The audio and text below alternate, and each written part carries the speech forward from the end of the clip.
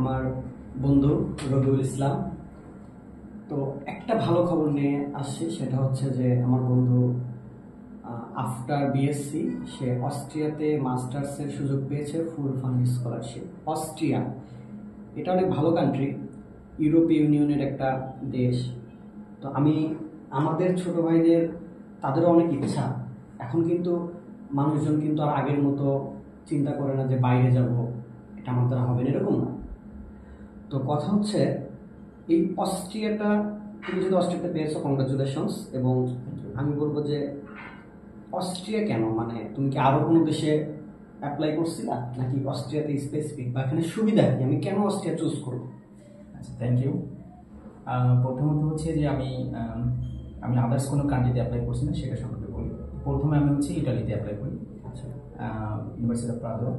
তো সেখানে ডেটা সায়েন্সে অ্যাপ্লাই করি, কিন্তু ওখানে ইউজ করার ক্যান্ডিডেট থাকার কারণে আর তো পরে আমাকে অফার লেটার দেয়, কিন্তু প্রবলেম যেটা হলো এখানে ভিসা রেশিও খুবই কম হয়, মানে এতটাই যে 100 জনের 2টা হয় কিনা সন্দেহ। সো তারপরে আমার সাথে একটা ফ্রেন্ড ছিল, তারপরে আমি ওখান থেকে ক্যান্সেল হয়ে আসি, মানে আমি মিলিটারি চলে আসি, কারণ যেহেতু ভিসাটা রিজেকশনটা বেশি। তো তারপর অনেক কিছু গবেষণা করার পরে তারপরে যেটা দেখলাম যে Austria one of the best choice. কেন? কারণ এখানে 100% ভিসা রেশিও। 100%।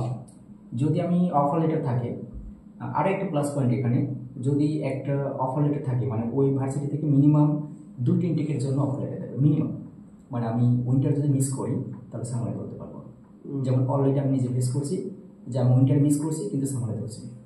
কারণ কি? কারণ ইন্ডিয়ার ভিসা, কারণ অ্যাম্বাসি ইন্ডিয়াতে। আচ্ছা, আর এটা সবচেয়ে প্লাস পয়েন্ট। আর একটা ভিসা রেশিও 100%। এটা কিন্তু আমি মনে করি যে, মানে এটা আমি জানি না কতদিন থাকবে, বাট এটা জানিয়ে দেওয়ার জন্য ধন্যবাদ। আচ্ছা, আর একটা প্লাস পয়েন্ট ছিল যে এখানে অ্যাভেলেবল মিডিয়াম অফ ইনস্ট্রাকশন, মানে মই যেটাকে বলি আমরা, যারা ইংলিশ মিডিয়ামে পড়াশোনা করছে, ইউনিভার্সিটিগুলো ইংলিশ মিডিয়ামে থাকে। আচ্ছা, তো এটা দিয়ে অ্যাভেলেবল গেছে 24 সাল পর্যন্ত। স্টিল উইদাউট আইএলটিএস অ্যাভেলেবল গেছে। আচ্ছা, এমওআই দিয়ে। হ্যাঁ, আচ্ছা, এমওআই দিয়ে। ওয়াও। তারপরে যেটা যে এখন কিছু ভার্সিটিতে ম্যান্ডেটরি করছে। যেমন আমি অফার পেয়েছি ইউনিভার্সিটি অফ গ্রাস, সেখানে আইএলটিএস ম্যান্ডেটরি 7, যাক আলহামদুলিল্লাহ আমার 7.5 ছিল। তো এখানে আমি অনেকগুলো একটা প্লাস পয়েন্ট পেয়েছি। আর আমি তো অফার লেটার তো অলরেডি 2 বছরের জন্য পেয়েছি, ঠিক আছে। সো আমার এটা প্রবলেম হয়নি। আচ্ছা, আর একটা ব্যাপারটা যে এখানে বাংলাদেশিদের জন্য, মানে যারা থার্ড ওয়ার্ল্ড কান্ট্রিজ, তাদের জন্য কোনো টিউশন ফি নেই। সো এরকম অপরচুনিটি মানে হাতে গোনা দিয়ে একটা, যেমন জার্মানিতে আছে। হ্যাঁ, জার্মানি তবুও কিছু ভার্সিটিতে অ্যাড করছে।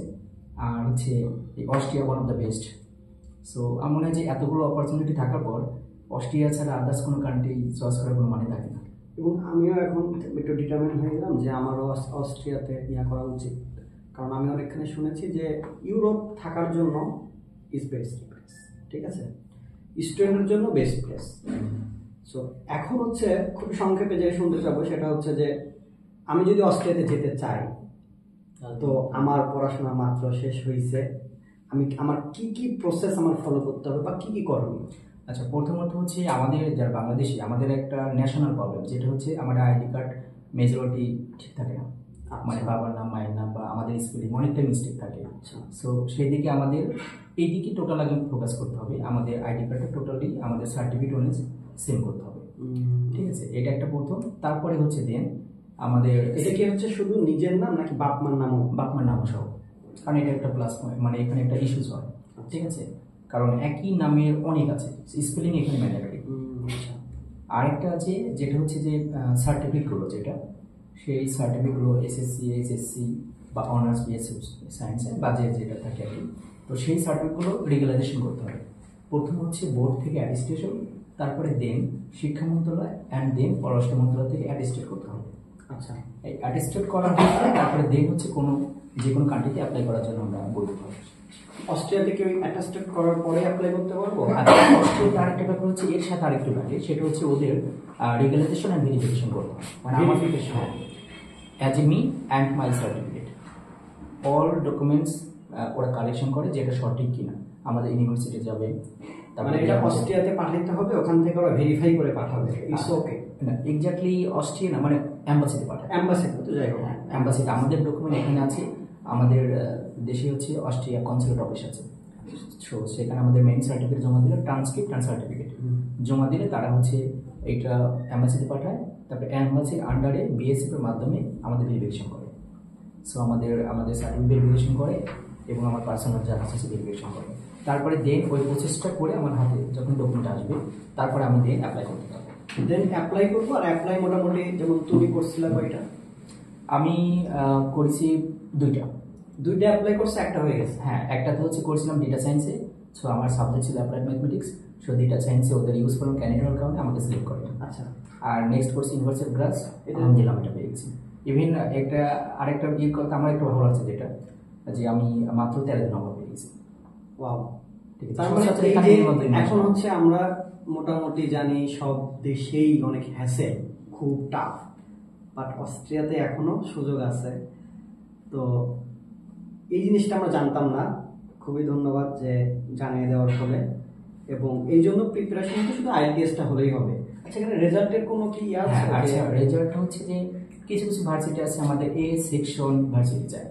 ঠিক আছে, তো আমাদের ওরকম ভার্সিটি যেমন আমি পড়েছি নোয়াখালী বিজ্ঞান ও প্রযুক্তি বিশ্ববিদ্যালয়, এই ভার্সিটিটা A1 সেকশনে নেই। জগন্নাথ বিশ্ববিদ্যালয়ে বেশ কিছু ভার্সিটি। মানে এটা কিভাবে সিলেক্ট হবে? আচ্ছা, এটা হচ্ছে ওদের একটা সাইট থেকে মিনিমাম আমাদের দেশে 10-12টা বা 15টা, আমি যতটুকু মনে পড়ে 15টার মতো ভার্সিটি আছে যেটা আমাদের A1 সেকশনে পড়ে। সো এটা হচ্ছে আমাদের কাছে কেমন যেন একটা ডাউট মনে ফিল হয়। আর এটা হচ্ছে আমাদের দেশ থেকে সংশোধন হচ্ছে যে আশা করি এই 25-এর মধ্যে আমাদের all universities, public university A1 section মধ্যে চলে আসবে। এটা হচ্ছে সরকার। আচ্ছা, ঠিক আছে, এটা যেহেতু ওদের নিয়ম, যদিও এটা আমি পক্ষপাতি না, ওদের নিয়ম যেহেতু। আচ্ছা, আরেকটা যে কোশ্চেন করছিলেন যেটা হচ্ছে যে রেজাল্ট। সো এখানে আসলে আমরা বুঝতে পারছি যে বর্তমানে যত যাচ্ছে কম্পিটিশন কত বেশি। আগে কিন্তু 3 মিসও গেছে, তবে 3 সেভ।